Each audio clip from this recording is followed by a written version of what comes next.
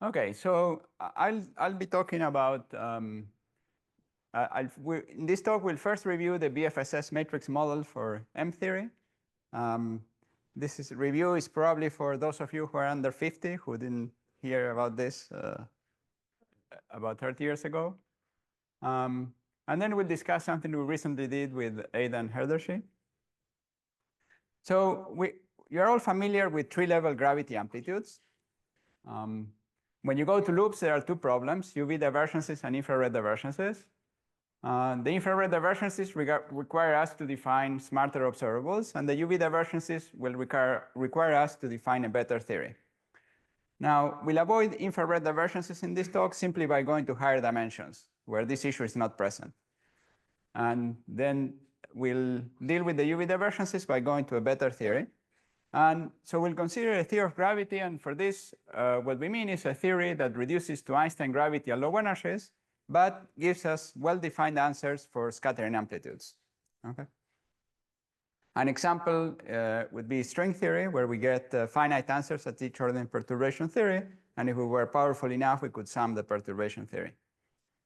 Now, today we'll discuss another closely related theory, which is the so-called M theory. This is supposed to be an 11-dimensional theory that reduces to 11-dimensional supergravity at low energies. Okay? But it's defined at all energies. And we do not have an explicit definition of the theory, so in some sense it's a conjecture that this theory exists. And it can be related to known theories in various ways. The first, you can start with one of the 10-dimensional string theories and take the limit when the coupling is very strong. And when the coupling is strong, this is supposed to be the same as this M theory on an S1. Well, in principle, this is true for any value of the coupling. So when the coupling is very weak, this S1 is very, very tiny, very much smaller than the Planck scale. So if we wanted to have the M theory in a big 11-dimensional space, we would have to go to the strong coupling limit of this string theory. Another one is via this BFSS conjecture, which I will review. And then finally, it can also be obtained as the Larsan limit of certain ADS4 times S7 configurations, where we know the dual field theory, which is an explicitly defined field theory. And again, we take a Larsan limit. And in some sense, this is somewhat closely related to this one in the sense that both will involve a certain Larsan limit.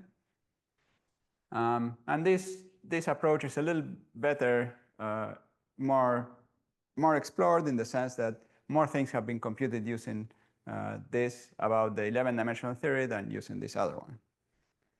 Now, what is this BFSS conjecture? So it basically says that we can compute the M theory scattering amplitudes as the Larsan limit of a scattering problem in matrix quantum mechanics. Okay. So that's the idea. And now, when we talk about the scattering amplitudes, we are talking about the scattering amplitudes of, let's say, massless particles. For example, the particles in the graviton supermultiplet, which are the stable particles. We think that these are the only stable particles of the theory, defined asymptotically. But we are talking about the full non-perturbative amplitudes, including not just very low energy amplitudes that are described by gravity, but also, let's say, scattering amplitudes at the Planck scale, above the Planck scale, scattering amplitudes that include the formation of black holes, and then the black holes evaporate and give rise to supergraviton multiplets that go to infinity. So in principle, it's supposed to describe all of this. So we are talking about these full non-perturbative amplitudes. And it's important to realize that in a theory of gravity, in high enough dimensions, these amplitudes are supposed to be well defined, even if we cannot compute them, so that hopefully it's clear what we are talking about when we talk about these amplitudes. Now, in order to define this, in order to talk more about the BFSS conjecture, I need to remind you of the Lycon gauge. I'm sure you're used to these coordinates. So we select two of the coordinates, x plus and x minus, and the rest here we have 9 coordinates. And then p plus and p minus, I like to put the index downstairs, so they are both negative definite, so minus p plus is positive, and so on for p minus. And then the dispersion relation for a massless particle looks like this. So if we think of x plus as time, and we fix the value of p minus, then this looks a bit like the dispersion relation for a non-relativistic massive particle in the transverse dimensions. Okay, so this is probably all we need to know about the Lycan gauge. So now we'll do a very drastic operation that changes the theory in an important way. We are going to compactify the x minus direction. So we're going to say that x minus is periodic with period 2 pi r. And so that will lead us to think that, and it will be true, that the p minus momentum is now quantized in units of n will be an integer, and n will be positive. Okay. So this null compactification really does some violence to the theory. So because a null circle has 0 proper size, and we can view it as the limit of a zero size limit of space-like circle. Now, we know that this M theory, if we take a very tiny space-like circle, then we get the type 2A string theory at very weak coupling. And if we have a configuration which has some units of momentum along this null circle, so where the n that appear in the previous transparency is non-zero, then we'll have what in string theory are called n d0 branes. We will not need exactly to know what they are if you don't know. But the idea is that carefully working out this limit, one finds that the amplitudes of the compactified theory is reduced to the low energy limit of d0 brane scattering. And these are computed by a certain matrix model. So this can be derived using the relationship between this M theory and type 2A string theory. And this is sort of a clear derivation. So what we conclude from this is that the amplitudes in the compactified theory are equal to these matrix model amplitudes that will depend on certain integers. I'll define them later, but they're roughly related to the momentum. Well, they are related to the momentum in that null direction, and then the momentum in the 9 dimensions. We'll define the matrix model in more detail and what exactly this is. But what I want to say for now is that this equality really follows simply from the M theory and type 2A relationship. This is not yet the BFSS conjecture. So this is, in some sense, a simple thing. And in particular, it's important to notice that these amplitudes of the compactified theory, they are not related in any simple way to the amplitudes of the uncompactified theory. So the amplitudes for the uncompactified theory are the ones that we would like to know, the ones in 11 dimensions. It's not just a matter of putting here the momentum to be an integer. That would not give you the right amplitudes. Because we're talking about the full quantum theory where there can be loops moving along the compact directions and so on. So what we have so far is a simple way, well, some way to compute the amplitudes of the compactified theory. Okay, so now what is the BFSS conjecture? So that is the idea that if you start from the amplitudes of the matrix model or the compactified theory, and you take the n, the limit in which these integers go to infinity, and this radius goes to infinity, keeping this null momenta fixed, then you'll get the amplitudes of the uncompactified theory up to some simple volume factors. So that's the idea, so that we can recover the amplitudes in 11 dimensions by taking the Larsan limit of this matrix model. Now, what's the intuition for this? So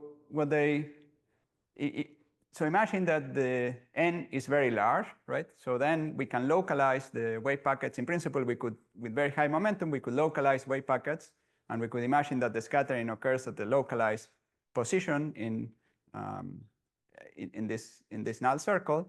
So when R is very large, then we can neglect the fact that the circle is compact, and we should recover the 11-dimensional scattering.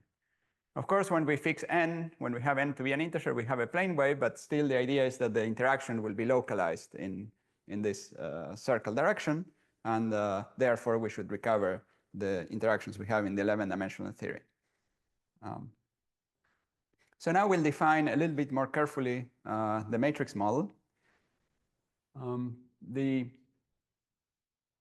matrix model is a quantum mechanical theory where we have 9 matrices, xi, I goes from 1 to 9, which is basically a bit like each component of the matrix is a bit like a non-relativistic particle.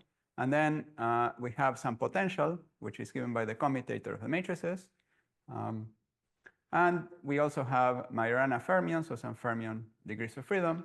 They're roughly speaking like spin degrees of freedom. And again, some interaction between them. We have SO9 symmetry and also 16 supersymmetries. And these 16 supersymmetries determine completely the form of this action. And the coupling constants are, the coupling constant appearing here is related to the radius of the circle that we were discussing. And in addition, this model has a UN symmetry where we conjugate the matrices by UN transformations. And that symmetry, we treat it as a gauge symmetry, which in this context, all it means is that we will quantize this model and then restrict to UN invariant states. Okay, that's all that means. So there is no propagating gauge field in quantum mechanics. Now, we can consider, we can take this matrix. There is a component where it's proportional to the identity matrix. And that we call the U1 sector. So there's just if the matrix, the part of the matrix that is proportional to the identity becomes the action of just purely non-relativistic particle in 9 dimensions with some decoupled Majorana fermions. When you quantize, if the, let's say, SUN part has 0 energy, I'll emphasize that later, then when you quantize these fermions, you fill out all the states of the massless supergraviton multiplet. So that gives you those states.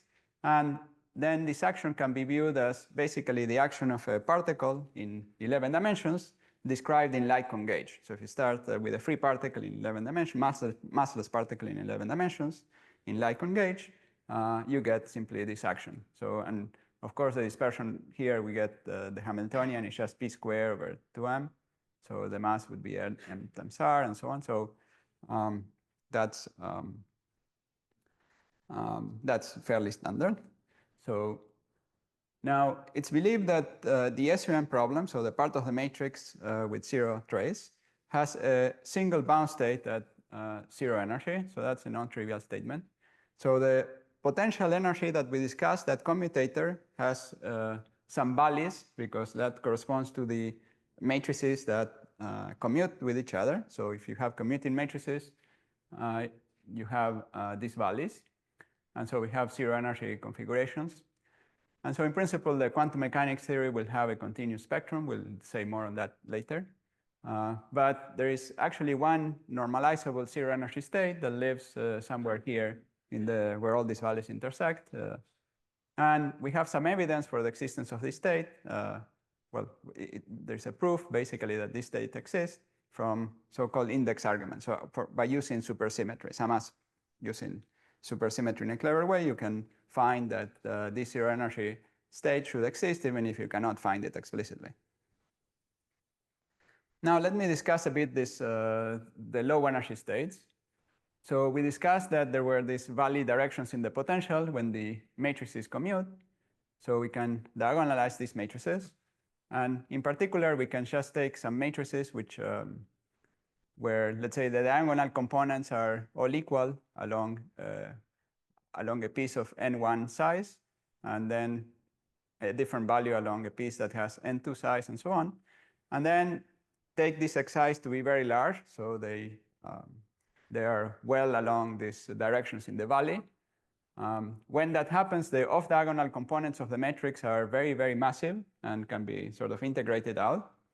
And we can consider a state which contains the ground state of that 0 energy ground state in the n1, in the SUN matrices with n1 times n1's size.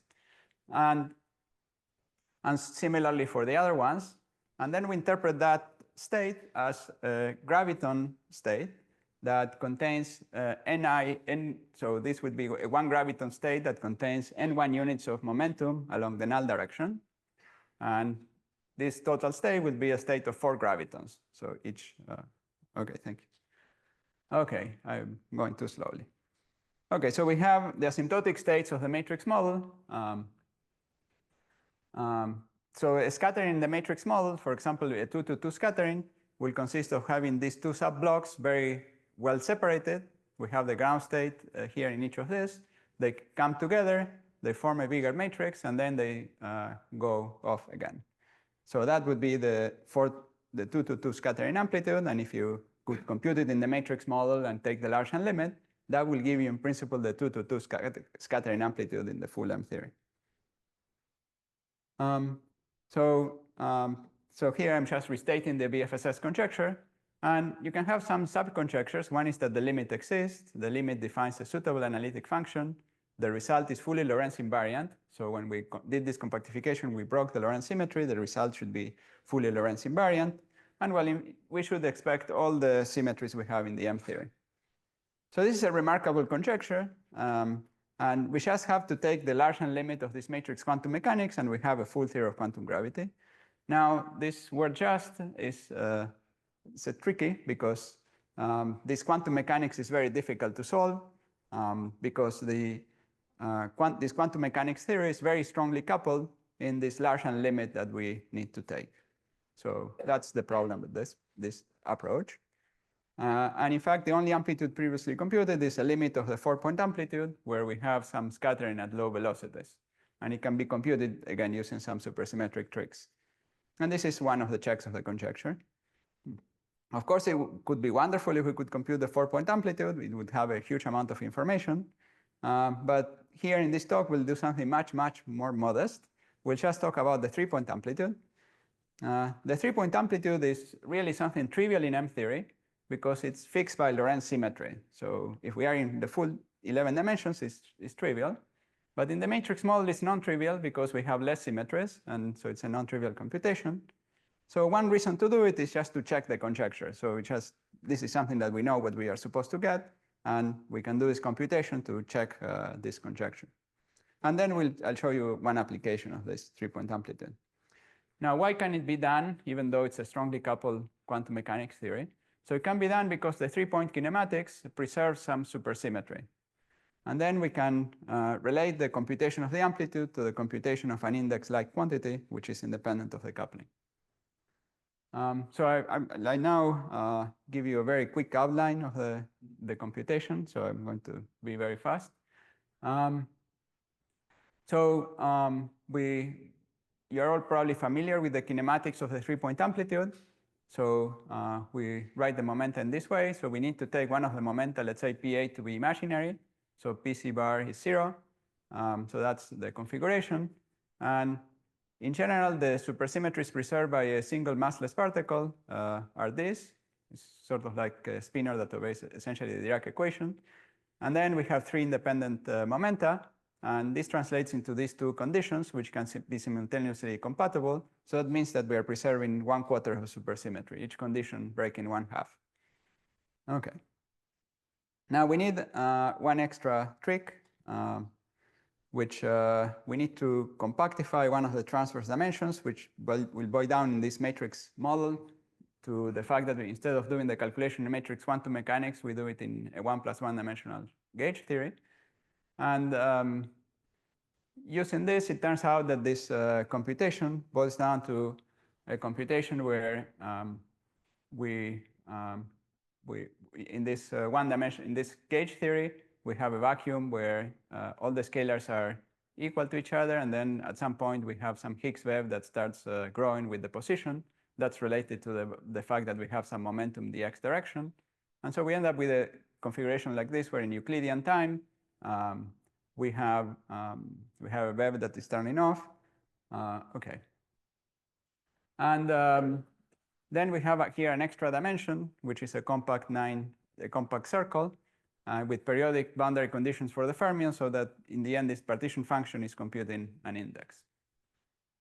OK, so, and then it can be, this computation then can be related to an index that's being computed.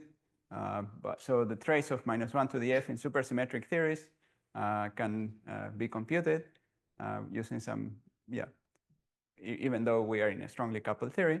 And we get some simple answer that depends on the values of the momentum.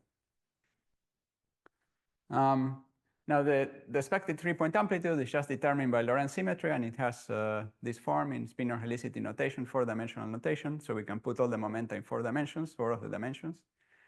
And then you can massage this expression and define various variables.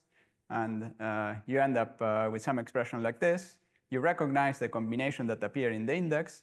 And then all the other factors appear in relating the actual definition of the index to the amplitude. And you get agreement.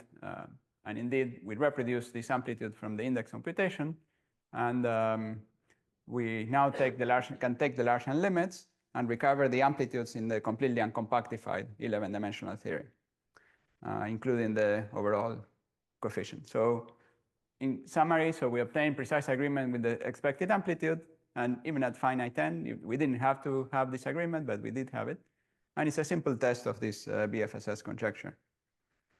Now, let me just finish by saying a few words about how we can use these 3-point amplitudes and the discussion of the soft factors. As we saw in Mina's talk this morning, when we take the soft factor, when we take the soft limit of one of the momenta, we get some factors on the n-1 point amplitude. And these factors basically come from the regime where we have basically an almost on-shell particle here that is propagating.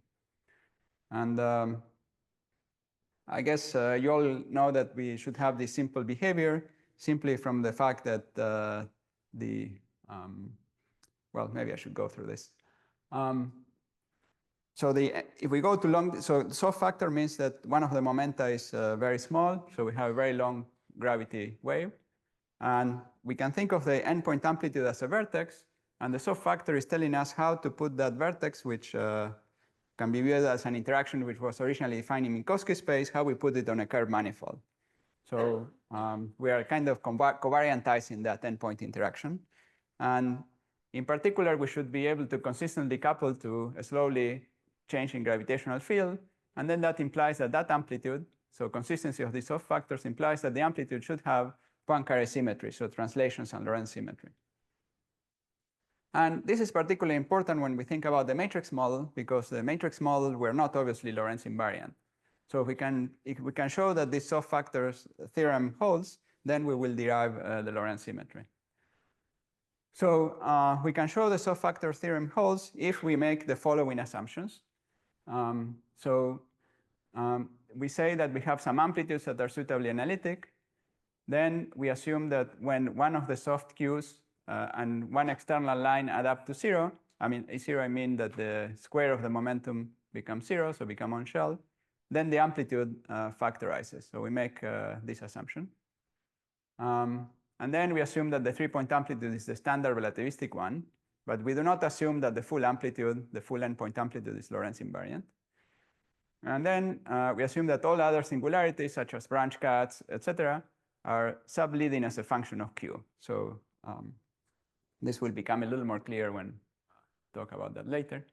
Now, we make these assumptions, and these assumptions are reasonable in the matrix model.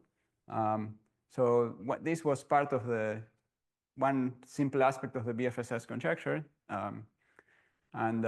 This fact follows from the structure of bound states in the matrix models. And this number 3 is what we just discussed. And number 4 is perhaps the strongest assumption, but it sounds reasonable from phase space volume considerations for multi-particle states, similar to what we normally say about the soft factors in loop amplitudes. Okay, so we now argue for this soft. So once we have a theory obeying this quantity, these 4 properties, then we can prove the soft theorem, and that is done using a BSCFW-like argument. I assume you might be familiar with it.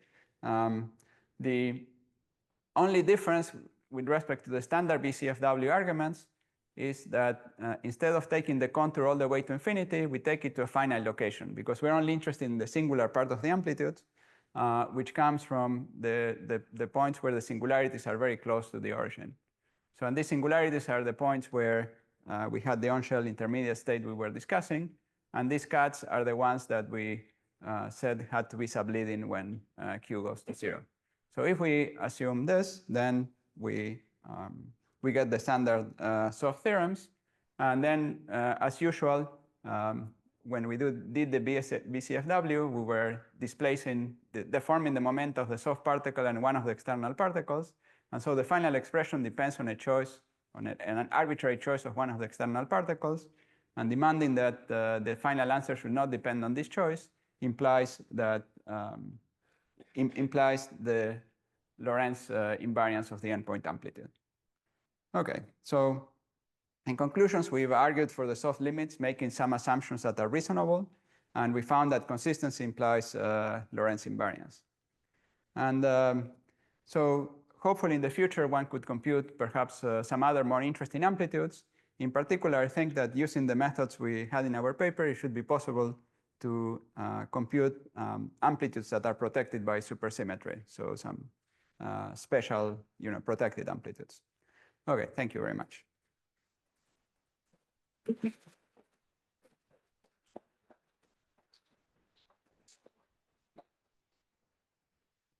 Thanks a lot, Juan. Yeah. We have time for a couple of questions.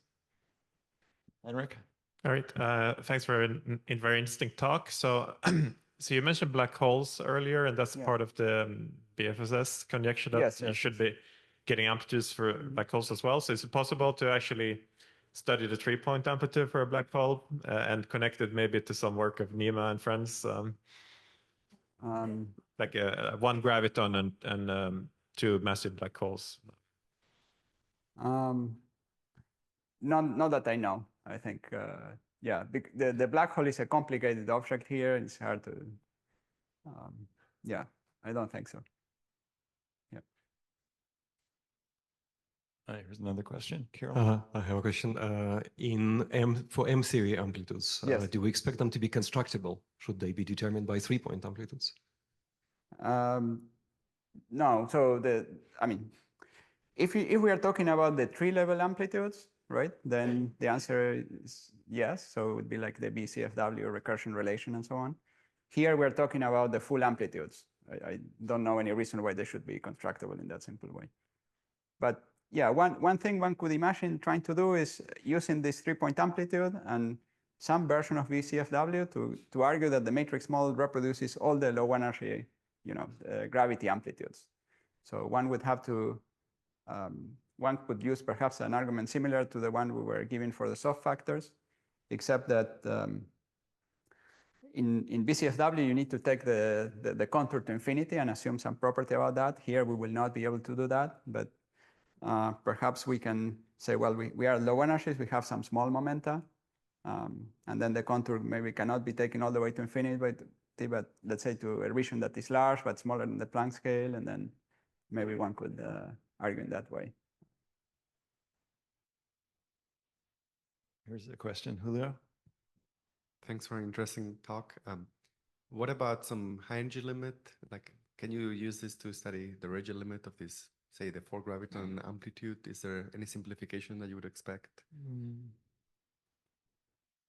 Yeah, I think that's an interesting question. I don't know. So I see one question back there.